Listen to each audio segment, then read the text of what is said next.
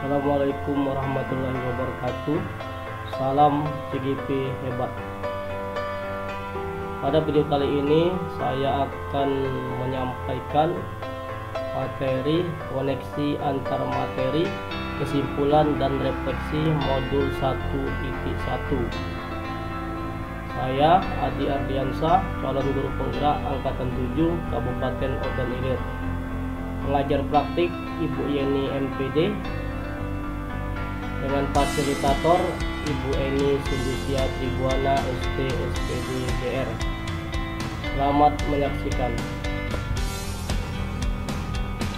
Kesimpulan dan refleksi modul 1.1. Untuk membuat koneksi antar materi ini ada beberapa pertanyaan pemantik sebagai panduan bagi CGP untuk membuat kesimpulan dan refleksi modul 1.1. Yang pertama, apa yang Anda percaya tentang murid dan pembelajaran di kelas sebelum Anda mempelajari modul 1.1?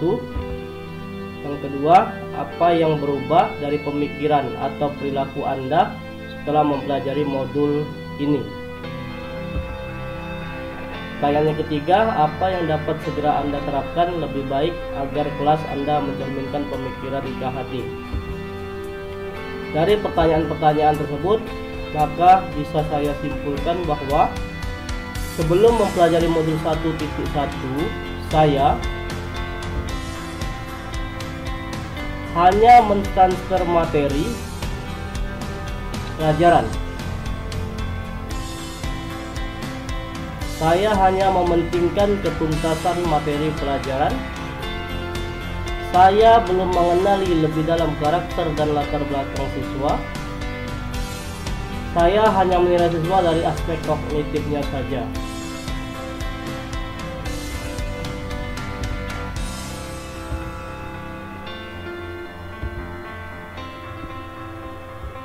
Saya menganggap jika nilai sudah mencapai KKM, maka pembelajaran sudah tuntas. Saya menganggap murid sebagai objek dalam pembelajaran. Saya kurang peduli apakah murid sudah benar-benar paham dengan materi yang saya ajarkan. Pembelajaran yang saya lakukan masih berpusat kepada guru.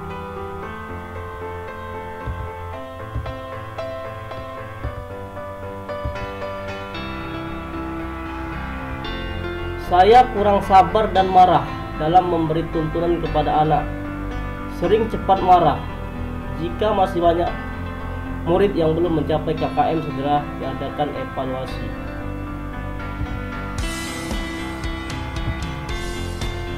Saya menghukum siswa untuk bisa merubah perilakunya supaya jadi lebih baik.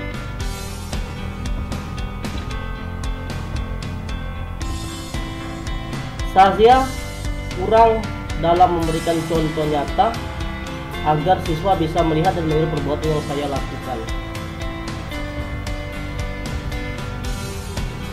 Tetapi setelah mempelajari modul 1.1, banyak perubahan yang terjadi dalam diri saya.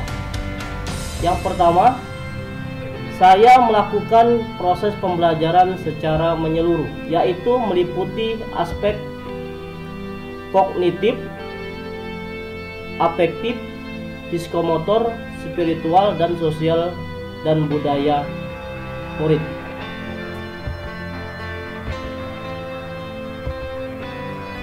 Saya menjadikan murid sebagai subjek dalam pembelajaran,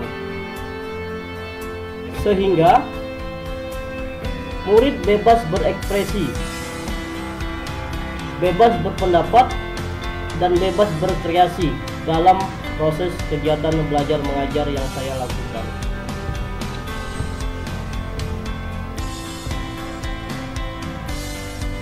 Saya lebih memahami karakteristik dan latar belakang murid dengan menjalin komunikasi yang lebih baik.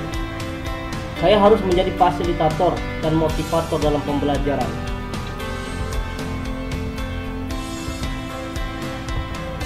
Saya harus menjadi suri tauladan bagi anak dan siswa.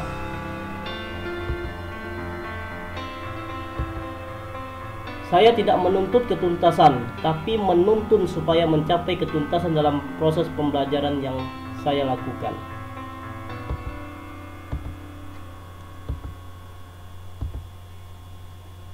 Saya harus sabar, ikhlas, penuh kesabaran dengan hati yang tulus dan tidak memaksakan kehendak atau keinginan kita kepada anak didik.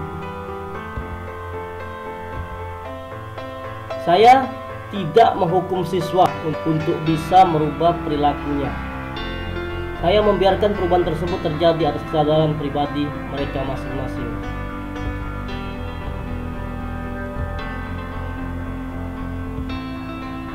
Saya harus menyadari kodrat alam masing-masing anak didik.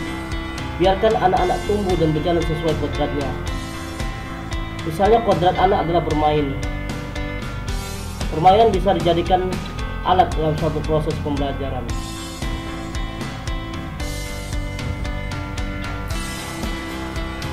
Sebagai guru, seharusnya memberikan contoh nyata agar siswa bisa melihat dan meniru perbuatan yang saya lakukan.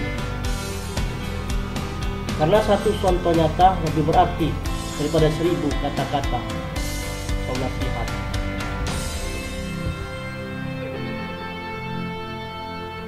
Setelah mempelajari model ini, yang dapat segera saya terapkan lebih baik agar kelas saya mencerminkan pemikiran KHD adalah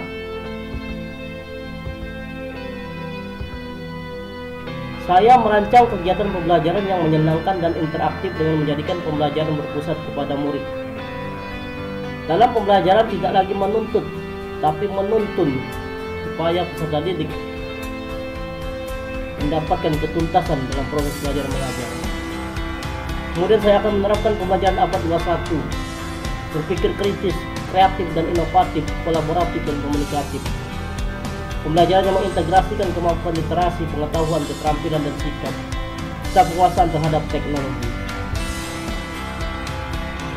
Demikianlah kesimpulan koneksi antar materi yang bisa saya sampaikan pada video kali ini. Akhir kata saya ucapkan wassalamualaikum warahmatullahi wabarakatuh. Terima kasih, semoga bermanfaat.